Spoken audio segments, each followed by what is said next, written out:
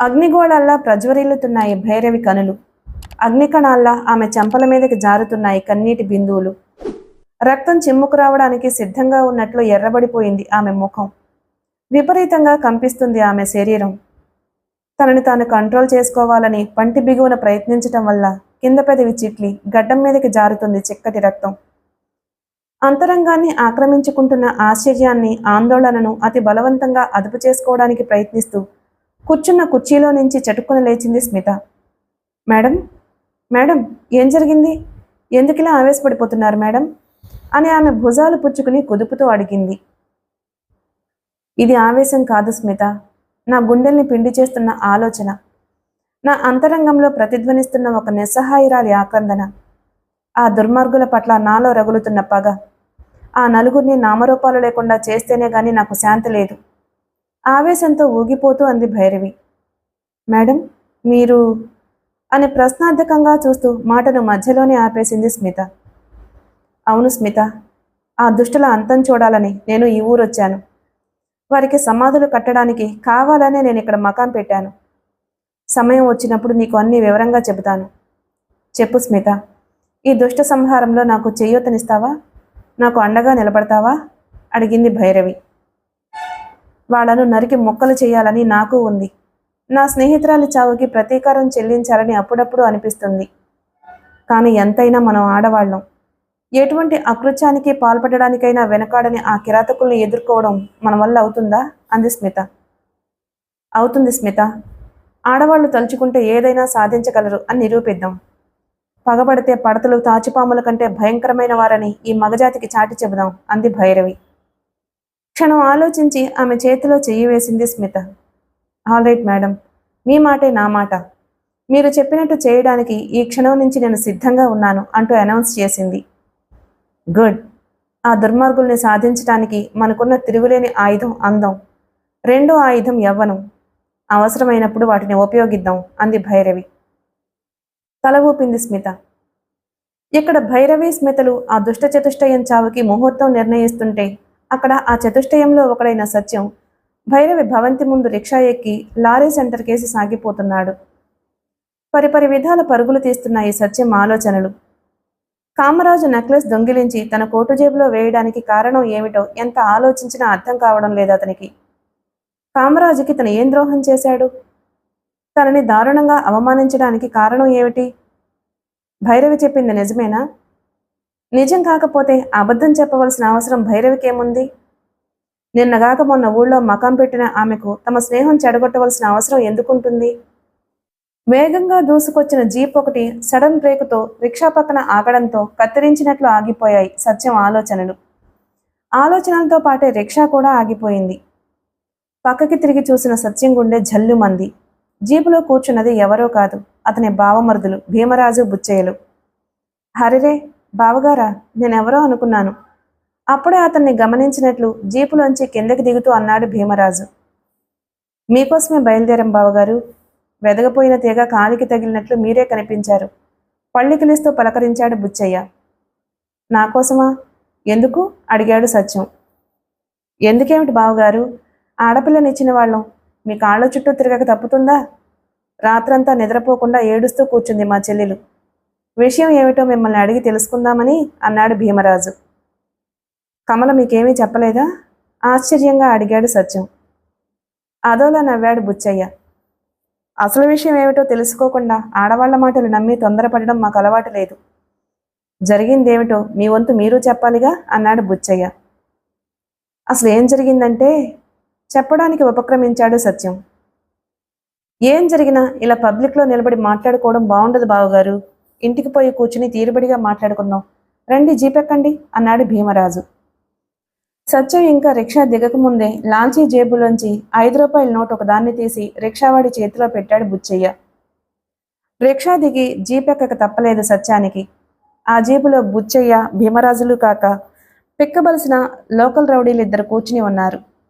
Jeep start అయ్యి ముందుకు పరుగులు తీయటం ప్రారంభించింది. పావుగంట తరువాత సత్యం ఇంటి ముందు ఆగింది జీపు. బావమరుదులు ఇద్దరితో పాటు లోపలికి పోయాడు సత్యం. సత్యం బెడ్రూమ్లో సమావేశం అయ్యారు ముగ్గురు. వెంట వచ్చిన రౌడీలు ఇద్దరు బెడ్రూమ్ బయటే నిలబడ్డారు. 3 గ్లాసులు తెచ్చి టేబుల్ మీద పెట్టాడు సత్యం. ఫ్రిడ్జ్లోంచి రమ్ బాటిల్ తీసి గ్లాసులో పోశాడు రమ్ము. సోడా పోసి బావమరుదులు ఇద్దరికీ అందించాడు చెరో గ్లాసు. బావగారి మర్యాదలు వేరు. ఎంత మందు కాంట్రాక్టర్లమైనా మర్యాదలు చేయటం మన వల్ల అవుతుందిరా అన్నయ్య. రమ్ము గ్లాస్ అందుకుంటూ భీమరాజుని ఉద్దేశించి అన్నాడు బుచ్చయ్య. మనలో మనకి మర్యాదలేమిటి, తీసుకోండి అంటూ గ్లాసు గాల్లోకి ఎత్తి చీర్స్ చెప్పాడు సత్యం. చీర్స్ అంటూ రమ్మును సిప్ చేయటం ప్రారంభించారు భీమరాజు బుచ్చయ్యలు. తను రమ్ సిప్ చేస్తున్నాడన్న మాటే గాని రకరకాల ఆలోచనలు అతని మస్తిష్కాన్ని ఆక్రమించుకుని కలవరపెడుతున్నాయి సత్యాన్ని. భీమరాజు బుచ్చయ్యల్ని గురించి అతనికి బాగా తెలుసు. సమస్య అంటూ ఏదైనా వస్తే సావధానంగా పరిష్కరించుకోవడం బొత్తిగా అలవాటు లేని మనుషులు ఆ ఇద్దరు. దండోపాయాన్ని ప్రయోగించైనా అటో ఇటో తేల్చుకోకుండా ఆగరు. అటువంటిది ఇంత సామరస్యంగా తనతో సంప్రదింపులు జరపడానికి కారణం ఏమిటి? తమ చెల్లెలి కాపురం చెడిపోతుందనా? ఇంకా పూర్తి కాలేదు అతని ఆలోచనలు. పద్మ ఎవరు బావగారు? ఉన్నట్లుండి అడిగాడు భీమరాజు. ఉలిక్కిపడ్డాడు సత్యం. ఎవరో తెలిస్తే ఇంత గొడవ ఎందుకు వస్తుంది? చిరునవ్వును పెదవుల మీదకు తెచ్చుకోవడానికి ప్రయత్నిస్తూ అన్నాడు సత్యం. నిజంగానే మీకు తెలీదా? నొక్కి అడిగాడు బుచ్చయ్య. తెలీదు. తెలియకుండానే ప్రేమలేఖ ఎలా వచ్చిందిరా బద్మాష్ అరిచాడు భీమరాజు. అరుస్తూ గ్లాసులోని రమ్మును విసురుగా అతని ముఖం మీద విరజిమ్మాడు. కంగారు పడుతూ పక్కకి జరగబోయాడు సత్యం. అతని ప్రయత్నం నెరవేరక ముందే కళ్లల్లోకి నాసికా రంధ్రాల్లోకి జొరబడి అతన్ని ఉక్కిరిబిక్కిరి చేసింది రమ్ము. ఏమిటిది? ఏమిటి దౌర్జన్యం? ముఖం మీద పడిన రమ్మును 2 చేతులతో తుడుచుకుంటూ సీరియస్గా అరిచాడు సత్యం. వెకిలిగా నవ్వాడు బుచ్చయ్య. దౌర్జన్యం ఇంకా మొదలు పెట్టలేదు. అటువంటి పరిస్థితి రాకముందే బుద్ధిగా నిజం చెప్పడం మంచిది అన్నాడు. నేను నిజమే చెబుతున్నాను. నమ్మకపోతే నేనేం చేయను? నాకు ప్రేమలేఖ రాసిన పద్మ ఎవరో ఎక్కడుంటుందో నాకు తెలియదు. తెలిస్తే ఇంత గందరగోళానికి కారణమైనందుకు దాని అంతు చూసేవాణ్ణి అన్నాడు సత్యం. తలపంకిస్తూ చప్పట్లు చెరిచాడు భీమరాజు. వెంటనే లోపలికొచ్చారు బయట నిలబడ్డ రౌడీలు ఇద్దరు. మంచి మాటలు రుచించడం లేదు మా బావగారికి. ఎంత బుజ్జగించి అడిగినా డబాయింపు ధోరణి వదిలిపెట్టడం లేదు. కాస్త గట్టిగా ప్రయత్నించి నిజం చెప్పించండి. మా బావగారని మీరు మొహమాట పడనవసరం లేదు. లాల్చీ జేబులోంచి సిగరెట్ ప్యాకెట్ తీసి సిగరెట్ వెలిగించుకుంటూ ఆ రౌడీల్ని ఉద్దేశించి అన్నాడు భీమరాజు. ఉలిక్కి పడుతూ కుర్చీలోంచి చివ్వున లేచాడు సత్యం. కోపంతో ముఖం ఎర్రబడుతూ ఉండగా, ఇదిగో బామ్మర్ది, ఇంటి విషయం మాటలతో తేల్చుకుంటే బాగుంటుంది. ఇలా రౌడీల్ని పురమాయించడం అన్నాడు. ఇంకా పూర్తి కాలేదు అతని మాటలు. ఫెడీ ఫెడీమంటూ అతని ముఖం మీద పడ్డాయి 2 పిడిగుద్దులు. బాధగా అరిచాడు సత్యం. గుద్దు వెంబడి వెనక్కి తూలి కుర్చీతో పాటు వెల్లకిలా పడిపోయాడు. పడినవాడిని లేవదీసి పొట్టలో చెరొకటి గుద్దారు రౌడీలు. కెవ్వుమన్నాడు సత్యం. పేగులు తెగిపోతున్నట్లు అనుభూతి చెందుతూ పొట్టను 2 చేతులతో పట్టుకుని మోకాళ్ల మీద నేలకి ఒరిగిపోయాడు. మరో 2 పిడిగుద్దులు ప్రజెంట్ చేయడానికి సిద్ధంగా ఉన్న రౌడీలను కనుసైగలతోనే వారించాడు భీమరాజు. సిగరెట్టు గట్టిగా దమ్ములాగి పొగని గాల్లోకి వదులుతూ సత్యాన్ని సమీపించి షర్టు పుచ్చుకుని పైకెత్తి కుర్చీలో కూర్చోపెట్టాడు. ఇప్పుడు చెప్పండి బావగారు, ఎవరా పద్మ? మీ ముద్దుల భార్య కొడుకు ఎక్కడుంటున్నారు? మీరు చిన్న ఇల్లు ఏర్పాటు చేసి ఎంతకాలమైంది అని అడిగాడు. చెప్పింది వినకుండా మీ ఇష్టం వచ్చినట్టు ప్రవర్తిస్తున్నారు. లేని పద్మనే దాని కొడుకుని తెప్పించి చూడమంటే ఎలా చూపిస్తాను? ఉక్రోషంగా అన్నాడు సత్యం. చిన్నగా నవ్వాడు భీమరాజు. నవ్వుతూనే ఎర్రగా కాలిన సిగరెట్ పీకను అతని ఛాతీ మీద గట్టిగా నలిపాడు. చిర్రుమంది సత్యం ఛాతీ. కాలిన చర్మం ఒక్కసారిగా సమురుకంపు కొట్టింది. బాధగా అరిచాడు సత్యం. సుడులు తిరుగుతూ ప్రత్యక్షమైంది అతని కళ్లల్లో కన్నీరు. ఇది శాంపిల్ మాత్రమే బావగారు. నిజం చెప్పకపోతే ఇటువంటి చిత్రహింసలు చాలా అనుభవించవలసి ఉంటుంది. ఇప్పుడు నీకు చిన్న సంఘటన గురించి వివరిస్తాను విను. మా చెల్లెలు పుష్పవతైన కొత్త. అప్పుడు హై స్కూల్లో చదువుతుందనుకుంటాను. ఎర్రగా బుర్రగా ఉందని వెనక ముందు చూడకుండా మా చెల్లెలు వెంటపడి కన్ను కొట్టాడొకడు. జడపుచ్చుకుని లాగి హీరోలా అల్లరి చేశాడు. కళ్ళనీళ్లు కుక్కుకుంటూ ఆ సంగతి చెప్పింది మా చెల్లెలు. ఆ మర్నాడే ఒక కన్ను ఒక చెయ్యి పోగొట్టుకుని గవర్నమెంట్ హాస్పిటల్ చేరాడు ఆ కుర్ర హీరో. మా చెల్లెల్ని అల్లరి పెట్టిన వాడికి ఆ గతి పడితే అన్యాయం చేసిన వాడికి ఏ గతి పడుతుందో ఆలోచించుకోండి మరి. ఇంకొక సిగరెట్ని వెలిగించుకుంటూ తీరుబడిగా వివరించాడు భీమరాజు. విపరీతమైన దాహంతో గొంతు ఎండుకుపోతున్నట్లు అనుభూతి చెందుతూ బలవంతంగా గుటకలు మింగాడు సత్యం. బామ్మర్ది, మీ చెల్లెలికి అన్యాయం చెయ్యాలి అన్న ఆలోచన ఆవగించంత కూడా నా మనసులో లేదు అన్నాడు. అయితే నిజం చెప్పు అడిగాడు భీమరాజు. బుర్ర నేలకేసి కొట్టుకోవాలి అనిపించింది సత్యానికి. ఏం చెప్పి వాళ్ళని నమ్మించాలో ఎంత ఆలోచించినా అతనికి అర్థం కాలేదు. కొద్ది క్షణాల తరువాత ఉన్నట్లుండి గుర్తుకొచ్చారు అతనికి శివప్రసాద్, కామరాజు, జనార్దన్లు. ఆడవాళ్ల వ్యవహారంలో ఏం చేసినా కలిసే చేసేవారు తమ నలుగురు. అనుభవించవలసి వస్తే ఒక్క ఆడదాన్ని నలుగురు కలిసే అనుభవించేవారు. ఆ విషయంలో తను ఎలాంటి వాడో వాళ్లకు నిజం తెలుసు. భైరవి నెక్లెస్ విషయంలో తనపై నింద వేసిన ఈ విషయంలో వాళ్ళు అబద్ధం చెప్పరు. పైగా శివప్రసాద్ అంతటి వాడు చెబితే కిక్కురుమనకుండా నమ్ముతారు తన బావమరుదులు. అతని మాటని గౌరవించి తీరతారు. అటువంటి ఆలోచన అంతకు ముందే రానందుకు తనను తానే నిందించుకుంటూ బావమరుదుల ముఖాల్లోకి చూశాడు సత్యం. నిజం చెప్పండి బావగారు, కాకమ్మ కబుర్లు కట్టిపెట్టి ఉన్నది ఉన్నట్లు చెప్పండి అడిగాడు బుచ్చయ్య. నేను నిజమే చెబుతున్నాను. నా మాట మీద నమ్మకం లేకపోతే నా ప్రాణ స్నేహితుడు శివప్రసాద్కి ఫోన్ చేసి కనుక్కోండి అన్నాడు. శివప్రసాద్ పేరు వింటూనే ఒకరి ముఖాలొకరు చూసుకున్నారు భీమరాజు, బుచ్చయ్యలు. శివప్రసాద్ గురించి ఆ అన్నదమ్ములిద్దరికీ బాగా తెలుసు. అతని సహాయంతోనే ఆ ఇద్దరు పైకొచ్చారు. అతని స్నేహితుడిని తెలిసిన తర్వాతే సత్యానికి తమ చెల్లెల్ని కట్టబెట్టారు. క్షణం ఆలోచించి శివప్రసాద్కి ఫోన్ చేశాడు బుచ్చయ్య. అవతలి వైపు నుంచి శివప్రసాద్ గొంతు వినబడగానే, నమస్కారం సార్, నేను బుచ్చయ్యని మాట్లాడుతున్నాను అంటూ తను ఫోన్ చేయడానికి గల కారణాన్ని గురించి, సత్యం కాంటాక్టుని గురించి అడిగాడు. అవతలి వైపు నుండి శివప్రసాద్ ఏం చెప్పాడో ఏమో ఉన్నట్టుండి చింతనిప్పుల్లా ఎర్రబడ్డాయి బుచ్చయ్య కనులు. రిసీవర్ క్రెడిల్ చేస్తూనే చివ్వున సత్యం వైపు తిరిగి సీరియస్గా చూశాడు అతని ముఖంలోకి. శివప్రసాద్ గారు ఏం చెప్పారు అడిగాడు భీమరాజు. అతనికి సమాధానం చెప్పకుండా అయోమయంగా చూస్తున్న సత్యాన్ని సమీపించి ఈడ్చిగుద్దాడు బుచ్చయ్య. వెర్రిగా అరిచాడు సత్యం. గుద్దు వెంబడే వెనక్కి తూలి గోడని గుద్దుకుని కింద పడిపోయాడు. మా దగ్గరే వెర్రి వేషాలు వేస్తావా? నిజం చెప్పు, ఎక్కడుంది నీ రెండో పెళ్ళం? ఏ ఊళ్ళో పెట్టావు కాపురం అని అడిగాడు. లేదు, నిజంగా నాకు రెండో పెళ్ళం లేదు. బుచ్చయ్య గుద్దిన గుద్దుకు అదిరిపోయిన ముఖాన్ని రెండు చేతులతో రుద్దుకుంటూ అన్నాడు సత్యం. లేకుండానే దొంగతనాలు మొదలుపెట్టావా? నువ్వు ఇంత వాడివి కావడానికి కారకుడైన శివప్రసాద్ గారి స్నేహాన్ని వదులుకుంటావా? గుడ్లూరిమి చూస్తూ అరిచాడు బుచ్చయ్య. దొంగతనం ఏమిటి అడిగాడు భీమరాజు. భైరవి మెడలోని నెక్లెస్ మాయం అవడం, అది అతని కోటు జేబులో దొరకడం అతనికి చెప్పాడు బుచ్చయ్య. అంతేకాదు, ఈ ప్రబుద్ధుడికి రెండో పెళ్ళామే కాదు, ఇంకో ఇద్దరిని ఉంచుకున్నా ఆశ్చర్యపడనవసరం లేదు అని అన్నారు శివప్రసాద్ గారు అన్నాడు. పళ్ళు పటపటా కొరుకుతూ రౌడీల వైపు చూశాడు భీమరాజు. వెంటనే ముందు కురికారు ఆ రౌడీలు ఇద్దరు.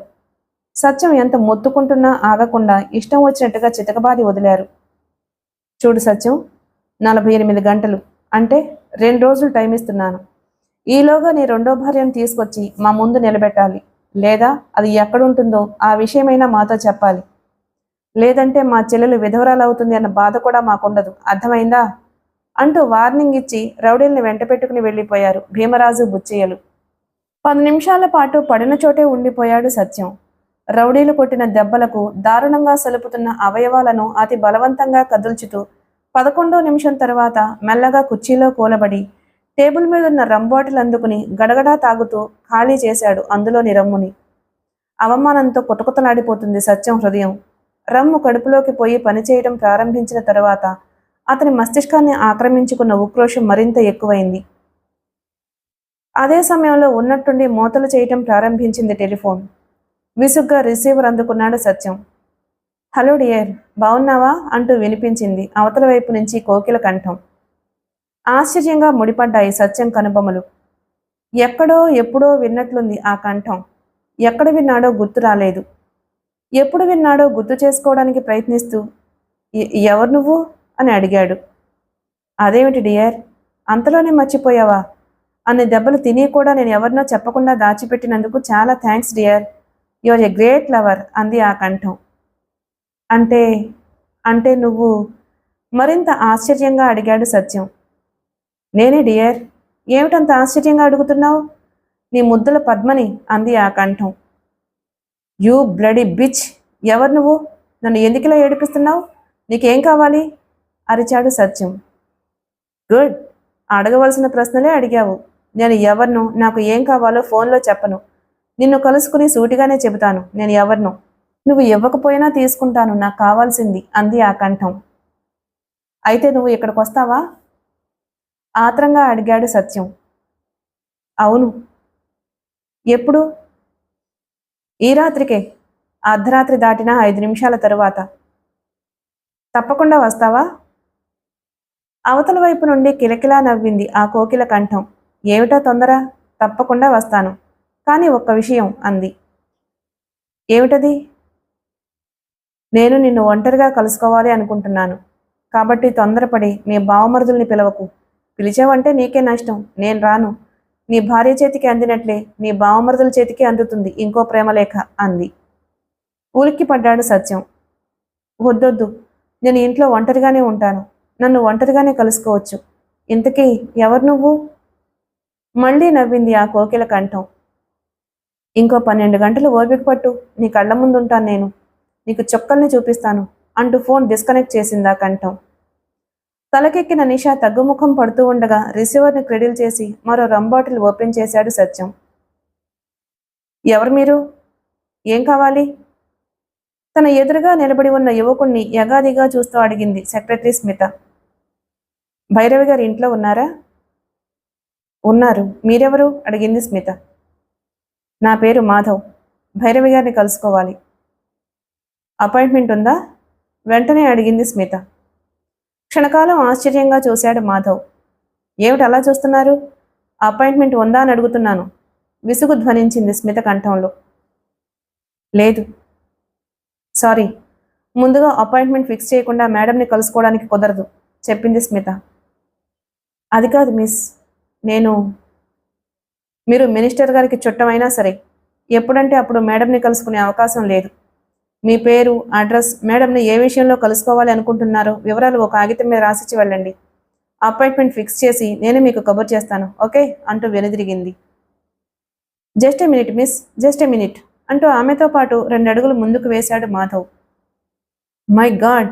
హే మిస్టర్, వీలు కదా పొమ్మంటుంటే సరాసరి లోపలికే వచ్చేస్తున్నావు. ఏమిటి విషయం అంది సీరియస్గా. అది కాదు మిస్, మరి అంటూ ఏదో చెప్పబోయాడు మాధవ్. చెప్పదలుచుకున్న మాటను అతను ఇంకా పూర్తి చేయకముందే అక్కడికి వచ్చింది జనిత. మాధవ్ని చూసి గుర్తుపడుతూనే ట్యూబ్లైట్లా వెలిగిపోయింది ఆమె ముఖం. ఓ గాడ్, వాట్ సర్ప్రైజ్. మీరెప్పుడొచ్చారు మాధవ్ గారు? రండి రండి, లోపలికి రండి అంటూ ఆహ్వానించింది అతన్ని. థ్యాంక్ గాడ్, నువ్వు ఇంట్లో ఉండబట్టి సరిపోయింది. కాసేపు ఉంటే బలవంతంగా బయటకు పంపించేసి ఉండేది మీ సెక్రటరీ నవ్వుతూ అన్నాడు మాధవ్. జనిత కూడా నవ్వేసింది. రండి కూర్చోండి అంటూ హాల్లో ఉన్న సోఫా చూపించింది. జనిత ఖంగమంటూ ప్రతిధ్వనించింది ఆ హాల్లో భైరవి కంఠం. సోఫాలో కూర్చోబోతున్న మాధవ్ అప్రయత్నంగా తల తిప్పి చూశాడటువైపు. ఉలికిపాటుతో జనిత కూడా అటు మరల్చింది తన చూపులని. మేడమెట్ల మీద నిలబడి ఉంది భైరవి. కందిపోయినట్లు ఎర్రగా కనిపిస్తుంది ఆమె ముఖం. సీరియస్గా ఉన్నాయి ఆమె చూపులు. అక్క, ఎవరొచ్చారో చూడు మన అంటూ ఏదో చెప్పబోయింది జనిత. చెప్పదలుచుకున్న మాటను ఆమె ఇంకా పూర్తి చేయకముందే జనిత అంటూ అరిచింది భైరవి. నిర్ఘాంతపోయింది జనిత. జనిత, నువ్వింకా చిన్నపిల్లవేనా? ఎవరిని ఆహ్వానించాలో, ఎవరిని కూర్చోబెట్టి మర్యాదలు చేయాలో, ఎవరిని చేదరించుకోవాలో ఇంకా తెలియకపోతే ఎలా? మెట్లు దిగుతూ అంది భైరవి. ఈసారి నిర్ఘాంతపోవడం మాధవ్ వంతయింది. విపరీతమైన ఆశ్చర్యంతో నిండిపోయింది అతని అంతరంగం. భైరవేనా ఇలా మాట్లాడుతున్నది? తనను మనసారా ప్రేమించిన భైరవేనా తనను చేదరించుకోవాలనుకుంటున్నది? అక్క, ఏమిటక్క ఇదంతా? ఎందుకిలా మాట్లాడుతున్నావు? అడిగింది జనిత. జనిత, ఎవరితో ఎప్పుడు ఎలా మాట్లాడాలో నాకు బాగా తెలుసు. నువ్వు లోపలికి వెళ్ళు గద్దించింది భైరవి. ఆమె ఎప్పుడూ అంత కరుకుగా మాట్లాడడం తెలియని జనిత కళ్ళల్లో నీళ్లు సుడులు తిరిగాయి. ముంచుకొస్తున్న దుఃఖాన్ని అదుపు చేసుకుంటూ చివ్వున వెనుదిరిగి అక్కడి నుంచి అవతలకు వెళ్ళిపోయింది. మెట్లు దిగి కిందకి వచ్చిన భైరవి, మిస్టర్, ఇక్కడికి ఎందుకు వచ్చావు? మాధవ్ని ఉద్దేశించి అడుగుతూ స్టైల్గా సోఫాలో కూర్చుంది. నిలబడే ఉన్నాడు మాధవ్. ఆమె అంత కరుగ్గా మాట్లాడినా, తన పట్ల అంత నిర్లక్ష్యంగా ప్రవర్తిస్తున్నా కొంచెం కూడా కోపం రాలేదు అతనికి. నీ కోపంలో అర్థం ఉంది భైరవి. ఆ రోజు నేను అలా వెళ్ళుండకూడదు, కానీ అప్పటి పరిస్థితులు. మిస్టర్ మాధవ్, ఖంగుమంది భైరవి కంఠం. అప్పుడు ఏం జరిగిందో తెలుసుకోవాలి అన్న ఇంట్రెస్ట్ నాకు లేదు. అది గతం. నేను అడుగుతున్నది ప్రస్తుతాన్ని గురించి. ఇప్పుడు నువ్వు ఎందుకు వచ్చావు అని అడిగింది. ఆమె అంత కటువుగా నిర్మోహమాటంగా మాట్లాడేసరికి వెంటనే సమాధానం చెప్పలేకపోయాడు మాధవ్. నిరుత్తరుడయి శిలా విగ్రహంలో బిగుసుకుపోయిన అతన్ని చూసి వ్యంగ్యంగా నవ్వింది భైరవి. నువ్వు చెప్పలేకపోతున్న సమాధానం నేను చెప్తాను విను. నువ్వు నన్ను వెతుక్కుంటూ ఎందుకొచ్చావో నాకు తెలుసు. మా నాన్నగారు చనిపోయి ఆస్తంతా నా చేతికొచ్చింది అని తెలుసుకున్నావు. గతంలో మన ప్రేమను అడ్డంగా పెట్టుకుని నన్ను బుట్టలో వేసుకుని నా మీద నా ఆస్తి మీద అజమాయిషీ చలాయించాలని, అవసరమైతే నా కాళ్ళు పట్టుకుని ప్రాధేయపడాలని ఇక్కడికొచ్చావు. స్టాప్ ఇట్ అరిచాడు మాధవ్. కోపంతో అవమానంతో ఎర్రగా కందిపోయింది అతని వదనం. నీ కాళ్ళు పట్టుకుని బ్రతిమలాడవలసిన అవసరం నాకు లేదు. ఆస్తి కోసం నీ వెంట పడవలసిన అవసరం అంతకంటే నాకు లేదు. పరిస్థితుల ప్రభావం వల్ల తప్పనిసరి నీ నుంచి దూరంగా వెళ్లాల్సి వచ్చింది. తిరిగొచ్చిన తర్వాత నువ్వు కనిపించలేదు. ఏ పరిస్థితుల్లో నేను అలా వెళ్లవలసి వచ్చిందో నీకు వివరించి క్షమించమని అడగడం నా ధర్మం అని భావించి నిన్ను వెతుక్కుంటూ ఇక్కడికొచ్చాను. కానీ ఐశ్వర్యపు పొరలు కమ్మిన నీ చెవులకు నిజాన్ని వినే ఓపిక లేదని, నిలువెల్లా నిన్ను ఆక్రమించుకున్న అహంకారం యథార్థాన్ని గుర్తించలేదని తెలుసుకున్నాను. ఇంక నీతో మాట్లాడవలసిన అవసరం నాకు లేదు. గుడ్ బై మిస్ భైరవి అంటూ చకచక అడుగులు వేస్తూ ఆ హాల్లో నుంచి అవతలకు వెళ్ళిపోయాడు మాధవ్. కళ్లల్లో ప్రత్యక్షం కాబోతున్న నీటిని బలవంతంగా అదుపు చేసుకుంది భైరవి. గొంతులో పేరుకున్న దుఃఖాన్ని గుటుక్కున దిగమింగుతూ భారంగా నిట్టూచింది. మేడం. అంతవరకు చాటుగా నిలబడిన స్మిత మెల్లగా పిలిచింది మాధవ్ వెళ్ళిన తరువాత. ఎస్. అతను అంటే మిస్టర్ మాధవ్ మీరు ప్రేమించుకున్నారా? ఒకప్పుడు. అతను ఒట్టి పిరికివాడు, స్వార్థపరుడు అని తెలిసిన తర్వాత ఆ ప్రేమకి ఫుల్ స్టాప్ పెట్టేశాను చెప్పింది భైరవి. నమ్మలేకపోతున్నాను. అతన్ని చూస్తుంటే అలాంటివాడు నాకు అనిపించటం లేదు అంది స్మిత. అదే ఈ మగవాళ్ల గొప్పదనం. నమ్మించడంలో వాళ్లకు ఉన్న నేర్పు, చాకచక్యం ఆడవాళ్లమైన మనకు లేవు. Leave that matter. రాత్రికి ప్రోగ్రాం గుర్తుందా అంది భైరవి. గ్లాస్లోని రమ్ముని గొంతులో పోసుకుని గుటకలు వేశాడు సత్యం. మోచేత్తో పెదాలు తుడుచుకుని తలగడ కింద పెట్టిన రివాల్వర్ని బయటకు తీసి చెక్ చేశాడు. 6 బుల్లెట్లున్నాయి అందులో. దానిని మళ్లీ తలగడ కింద పెట్టి వాల్ క్లాక్ కేసి చూశాడు. రాత్రి 11:30 గంటలైంది టైము. రాత్రి 12 గంటలు దాటిన తర్వాత వస్తాను అని చెప్పింది అతనితో ఫోన్లో మాట్లాడిన అపరిచితురాలు పద్మ. రిసీవర్ క్రెడిల్ చేసిన మరుక్షణం నుంచి ఆ విషయాన్ని గురించి తల బద్దలు కొట్టుకుని ఆలోచిస్తూనే ఉన్నాడు సత్యం. ఎవరా పద్మ? తనని కలుసుకోవాల్సిన అవసరం ఏమిటి? ఆ కలుసుకోవడం కూడా ఒంటరిగా కలుసుకోవాలి అని ఎందుకు అనుకుంటుంది? ఒకవేళ తమ 4 స్నేహితులతో భంగపడిన ఆడవాళ్లల్లో ఆమె కూడా ఉందా? నో, తనకు తెలిసి అటువంటి ఆడవాళ్లు ఎవ్వరూ లేరు. పగ, ప్రతీకారాలు అనే వాటికి అవకాశం ఇవ్వకుండా అనుభవించిన ఆడవాళ్లను తనివి తీరిన మరుక్షణంలోనే హతమార్చడం సిద్ధాంతంగా పెట్టుకున్నారు తాము. హతమార్చడం పూర్తయిన తరువాత కూడా తమ మీదకు ఎటువంటి అనుమానాలు రాకుండా జాగ్రత్తలు వహించారు. ఒకప్పుడు విమల, తరువాత దమయంతి, అరుణ, కొద్ది రోజుల క్రిందట భద్రాచలంలో సుజాత అనబడే 16 ఏళ్ల అమ్మాయి. అందరి విషయంలోనూ అనుభవించు, హతమార్చు అన్న సిద్ధాంతాన్ని అక్షరాలా అమలు జరిపారు తన స్నేహితులు. తమ చేతిలో భంగపడిన వాళ్ళెవ్వరూ బ్రతికిలేనప్పుడు ఈ పద్మ కొత్తగా ఎక్కడి నుంచి పుట్టుకొచ్చింది? తన జీవితంలో ఆటలాడాలని ఎందుకు సాహసిస్తుంది? వెంటనే ఫోన్ చేసి ఆ విషయాన్ని శివప్రసాద్కి చెబుదామనుకున్నాడు సత్యం. తన బావమరుదుల్ని రప్పించాలని కూడా అనుకున్నాడు. తను ఏం చెప్పినా శివప్రసాద్ వినిపించుకునే స్థితిలో లేడన్న విషయం వెంటనే గుర్తుకొచ్చింది అతనికి. తీరా తన బావమరుదుల్ని రప్పించిన తర్వాత ఆ అజ్ఞాత ప్రేయసి రాకపోతే తన అబద్ధం చెప్పాడు అన్న కారణంతో మరింత రెచ్చిపోతారు తన బావమరుదులు. లేనిపోని ఖర్చులు పెంచుకుంటారు తన మీద. అటువంటి ఆలోచన రాగానే ఆ విషయాన్ని ఇతరులకి చెప్పాలి అన్న కోరికను విరమించుకున్నాడు సత్యం. అదే కాకపోయినా తనను కలుసుకోవడానికి వస్తాను అన్న ఆఫ్టర్ ఒక ఆడది. తను ఎందుకు భయపడాలి? ఇతరుల సహాయాన్ని ఎందుకు అర్థించాలి? కడుపులోకి పోయిన రమ్ము గుండెల్లో ధైర్యాన్ని అధికం చేస్తూ ఉండగా బాటిల్ ఓపెన్ చేసి గ్లాస్ని రమ్ముతో నింపాడు సత్యం. అతను గ్లాస్లోని రమ్ముని ఖాళీ చేయటం, వాల్ క్లాక్ ఠంగ్ ఠంగుమంటూ గంటల్ని కొట్టడం ప్రారంభించడం ఒకేసారి జరిగిపోయింది. ఖాళీ గ్లాసు టీపై మీద పెడుతూ వాల్ క్లాక్ కేసి దృష్టి సారించాడు సత్యం. కరెక్ట్గా 12 గంటలైంది టైము. చూస్తూ ఉండగానే గడిచిపోయాయి మరో 4 నిమిషాలు. సత్యం మనసులో టెన్షన్ అధికం కావడం ప్రారంభించింది. మరో నిమిషం జీవం పోసుకుంటూ ఉండగా ఉన్నట్లుండి బర్రమంటూ మూతలు చేయటం ప్రారంభించింది బయట. ఉలిక్కి పడుతూ చటుకున కుర్చీలోంచి లేచాడు సత్యం. తలగడ కింద పెట్టిన రివాల్వర్ని అందుకుని లాల్చీ జేబులో వేసుకుంటూ ముఖద్వారం కేసి అడుగులు వేయటం ప్రారంభించాడు. ద్వారాన్ని సమీపించి అదురుతున్న గుండెలతో కుడి చేతిని లాల్చీ జేబులోకి పోనిచ్చి ఎడం చేత్తో బోల్ట్ ఓపెన్ చేసి తలుపు తెరిచాడు. చిరునవ్వుతో ఎదురుగా కనిపించిన భైరవిని చూసి విపరీతమైన ఆశ్చర్యానికి గురయ్యాడు సత్యం. అతడు ఆశ్చర్యం నుంచి బయటపడక ముందే లోపలికి వచ్చి తలుపులు మూసి బోల్ట్ బిగించింది భైరవి. అప్పుడు తేరుకున్నాడు సత్యం ఆశ్చర్యం నుంచి. తేరుకుంటూనే, మీరా మిస్ భైరవి, ఏమిటి ఈవేళప్పుడొచ్చారు? ఫోన్ చేస్తే నేనే వచ్చేవాణ్ణి కదా? ఆశ్చర్యాన్ని అదుపు చేసుకోవడానికి విఫల ప్రయత్నం చేస్తూ అన్నాడు. సమాధానం చెప్పకుండా చిరునవ్వు నవ్వుతూ లోపల గదికేసి నడిచింది భైరవి. ఆమె రాక మాత్రమే కాదు, ఆమె అవతారం కూడా ఆశ్చర్యాన్ని కలిగిస్తుంది అతనికి. మగరాయిళ్ల నలుపు రంగు ప్యాంటు షర్టు ధరించి ఉంది Bhairavi. Day and night goggles పెట్టుకుంది. పెద్ద సైజు అట్టపెట్టి ఒకటి ఉంది ఆమె చేతుల్లో. సూటిగా సత్యం బెడ్రూంలోకి పోయి చేతుల్లోని అట్టపెట్టిను టీపై మీద పెట్టి బెడ్ మీద కూర్చుని అదోలా నవ్వింది అతన్ని చూసి. ఆమె ప్రవర్తన మరింత ఆశ్చర్యాన్ని కలిగిస్తూ ఉండగా బలవంతంగా నవ్వడానికి ప్రయత్నిస్తూ, నా ప్రశ్నకు సమాధానం చెప్పలేదు మీరు. ఈ ఆకస్మిక ఆగమనానికి కారణం ఏమిటి అని అడిగాడు. వస్తానని చెప్పి రాకుండా ఉంటే బాగుంటుందా మిస్టర్ సత్యం? నవ్వుతూ అంది భైరవి. ఈడ్చి ముఖం మీద గుద్దినట్లు ఉలిక్కి పట్టాడు సత్యం. ఏమిటి ఏమిటి మీరంటున్నది? మధ్యాహ్నం ఫోన్లో మాట్లాడింది మీరేనా? పద్మ అంటే మీరేనా? పట్టరాని ఆశ్చర్యంతో ఉక్కిరిబిక్కిరైపోతూ అడిగాడు. భైరవి నవ్వింది. అంతేకాదు మిస్టర్ సత్యం, నెక్లెస్ నీ కోటు జేబులో వేసి నీ స్నేహితుల ముందు నిన్ను దొంగగా నిలబెట్టింది కూడా నేనే. తల గిర్రున తిరిగిపోయింది సత్యానికి. పద్మ పేరుతో తనకి ప్రేమలేఖ రాసింది భైరవ. ఆమె నెక్లెస్ను ఆమె దొంగిలించి తన కోటు జేబులో వేయవలసిన అవసరం ఏమిటో, తనని దొంగగా నిలబెట్టడం వల్ల ఆమెకు వచ్చిన లాభం ఏమిటి? ఎందుకు ఇలా చేశారు?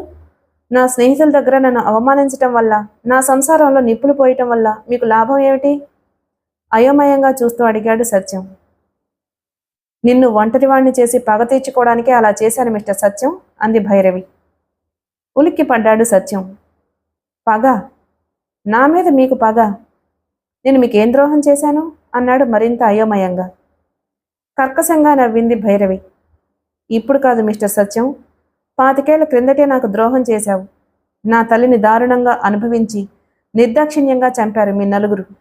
ఒక్కొక్కరుగా నామరూపాలు లేకుండా చేయడానికే నేను ఇక్కడికి వచ్చాను కటువుగా అంది. ఎవరు నీ తల్లి? అప్రయత్నంగా అడిగాడు సత్యం. అతను అడుగుతూ ఉండగానే మాసి రంగు వెలిసిపోయిన పసుపుతాడు నుంచి వేళ్లాడుతున్న మంగళసూత్రాలను ప్యాంటు జేబులోంచి బయటకు తీసింది. ఏమిటి? ఎవరివి ఈ మంగళసూత్రాలు? అడిగాడు సత్యం. మర్చిపోయావా మిస్టర్ సత్యం? స్నేహాన్ని పవిత్రంగా భావించి నీ స్నేహం కోసం కన్న తండ్రిని కూడా లెక్క చేయకుండా గడప దాటి వచ్చిన నిర్భాగ్యురాలు విమలను అప్పుడే మర్చిపోయావా? వంచనతో ఆమె మెడలో 3 ముళ్ళు వేసి పరమ నీచుడువయ్యి క్రూరమృగాల వంటి నీ స్నేహితులకు ఆమె శరీరంతో విందు చేసిన నిస్సహాయరాలు విమల జ్ఞాపకాలు అప్పుడు నీ స్మృతిపదం నుంచి దూరమయ్యాయా? కోపంతో ముఖం ఎర్రబడుతూ ఉండగా ఒక్కొక్క మాటే ఒత్తి పలుకుతూ అంది భైరవి. చెమట బిందువులు ఆవిర్భవించటం ప్రారంభించాయి సత్యం నుదుటి మీద. 25 సంవత్సరాల క్రిందట జరిగిన సంఘటన కళ్లకు కట్టినట్లు గుర్తొస్తూ ఉండగా ఒక్కసారిగా జల్లుమంది అతని శరీరం. విపరీతమైన దాహంతో గొంతు ఎండుకుపోతున్నట్లు అనిపించింది అతనికి. ఎవరు నువ్వు? ఈ విషయాలన్నీ నీకెలా తెలిసాయి? నాలుకను స్వాధీనం చేసుకుంటూ తడబడుతున్న మాటలతో అడిగాడు సత్యం. వికృతంగా నవ్వింది భైరవి. నేను ఎవరిని అని అడుగుతున్నావా మిస్టర్ సత్యం? కామాంధులైన మీ నలుగురు వావి వరుసలు మర్చిపోయి ఆనాడు పవిత్రమైన విమల శరీరంలోకి చిందించిన విషాన్ని, మీ పాపాలకు రూపంగా పెరిగి ఆమె గర్భాన్ని చీల్చుకుని ఉద్భవించిన మృత్యువుని, మీ అంతు చూడడానికి ఆవిర్భవించిన భైరవిని. ఆ మాటలు అంటున్నప్పుడు చింతనిప్పుల్లా ఎర్రబడ్డాయి భైరవి కనులు. విపరీతమైన ఆవేశంతో కంపించాయి ఆమె పెదవులు. అసలు విషయం తెలుసుకోవడానికి అంతవరకు భయం నటిస్తున్న సత్యం ఉన్నట్టుండి పక్కున నవ్వాడు. పడగెత్తిన తాచులా సీరియస్గా చూసింది భైరవి. సో నువ్వు విమల కూతురివన్నమాట. అందుకే ఆ అందచందాలు, ఆ వంపు సొంపులు పుణికి పుచ్చుకున్నావు. విమలని అనుభవించిన తర్వాత నేను అప్పుడప్పుడు అనుకునేవాణ్ణి, జీవితంలో మళ్ళీ అటువంటి ఆడదాన్ని అనుభవించడం సాధ్యం కాదేమో అని. నా కోరిక తీర్చడానికన్నట్లు నిన్ను కని పెంచి పెద్ద చేసి పిటపిటలాడే పరువాల బొమ్మలా నా ముందు నిలబెడుతుంది అని ఊహామాత్రంగా కూడా అనుకోలేదు. నాకు వావి వరసల పట్టింపు లేదు. అయినా నువ్వు మా నలుగురిలో ఎవరికి పుట్టిందానివో తెలియదు కాబట్టి నిన్ను అనుభవించడానికి వెనకాడవలసిన పని లేదు, కసిగా నవ్వుతూ అన్నాడు సత్యం. యూ డర్టీ రోగ్, అరిచింది భైరవి. ఆమె అరుపును పట్టించుకోనట్లే వెకిలిగా నవ్వాడు సత్యం.